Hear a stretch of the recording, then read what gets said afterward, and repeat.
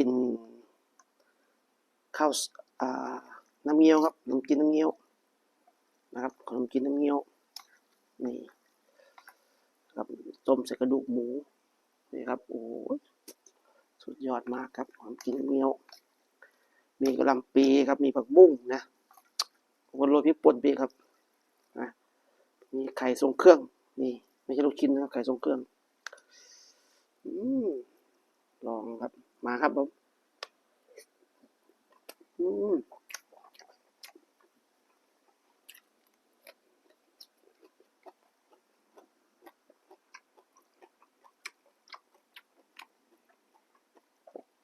น้ำเงี้ยว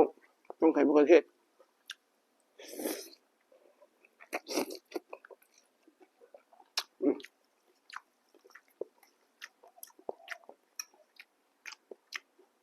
สุดยอดครับ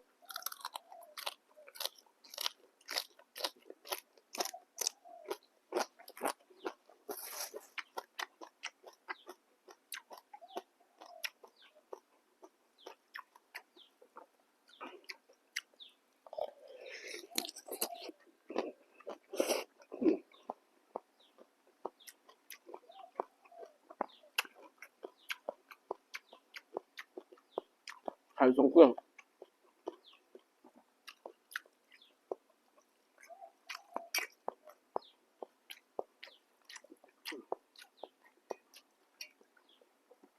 เลือดหมู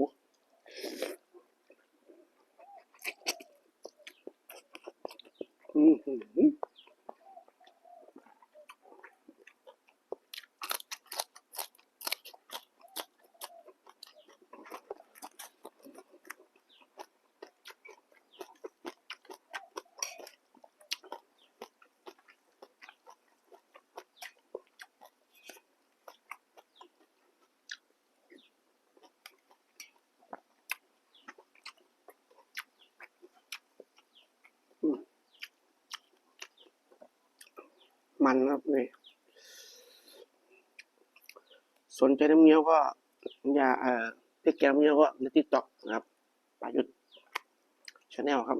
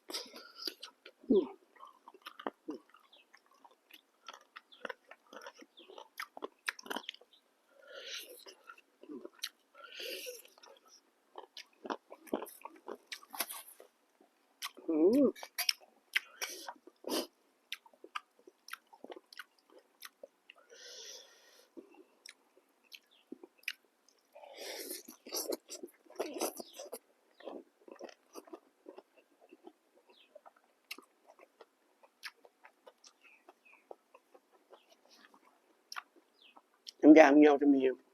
หมูบดครับหมูบดแล้วก็กระดูกหมูครับหรือว่าใครจะใส่เป็นพวกอย่างอื่นก็ได้ครับตีนไก่ได้หมดแล้วชอบน้ำยาเขารสถึงนี่ครับถึงเครื่องดี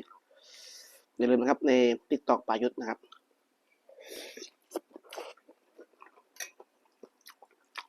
ไ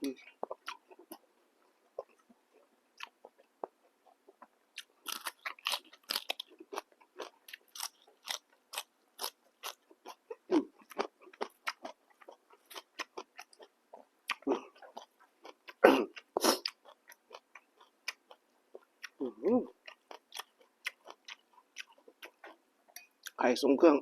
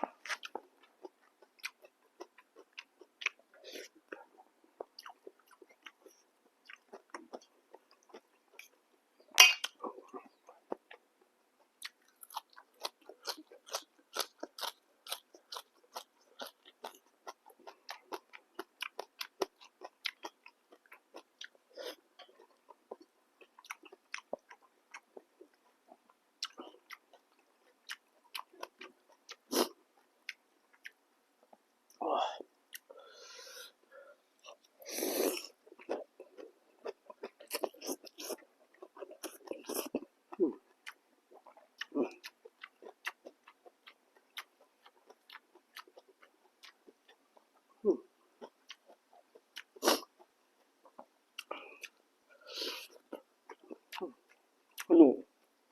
ข้อหมู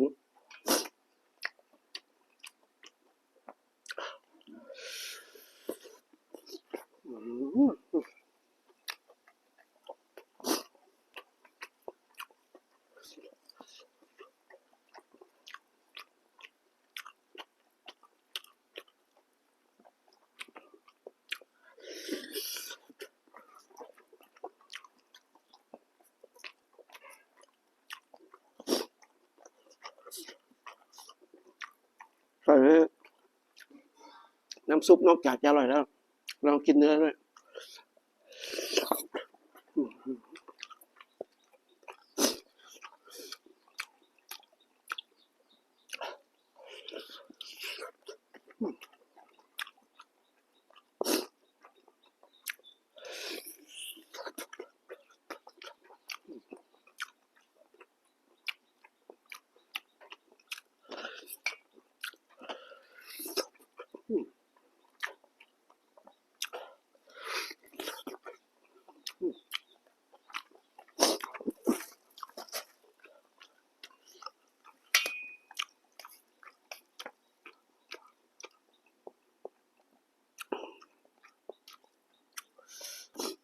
เข้ากันครับเป็นน้ำซุปก๋วยเตี๋ยวหรือว่าอะไรก็เข้ากันหมดเลยนะครับ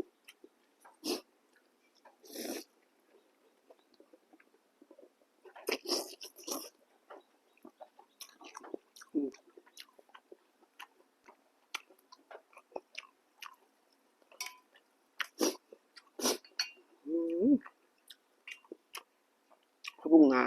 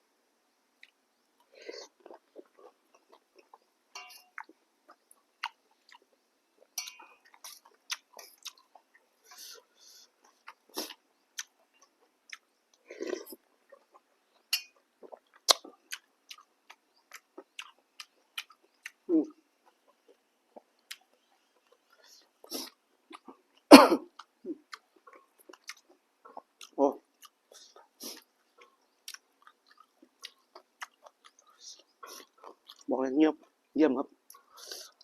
เงียวจากภาคเหนือครับแล้วก็ฝากซื้อนะครับใน TikTok ป่าจุดแชนแนลนะครับนะเข้มข้นนะครับรสชาติเข้มข้นแล้วก็โอ้ปริมาณเยอะครับสั่งมาครึ่งกิโลนะครับนั่นแหละกินได้หลายครั้ง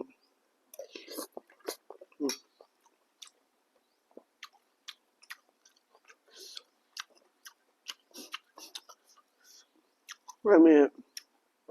เป็นรสชาติเฉพาะนะครับไม่ว่าจะเหมือนขนมจีนน้ำยาทั่วไปนะครับมีรสชาติเฉพาะก็จะมีกลิ่นเฉพาะ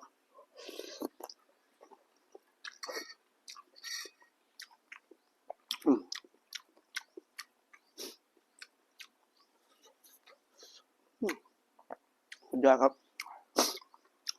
ขอบคุณที่ติดตามชมครับปายุทธครับสวัสดีครับ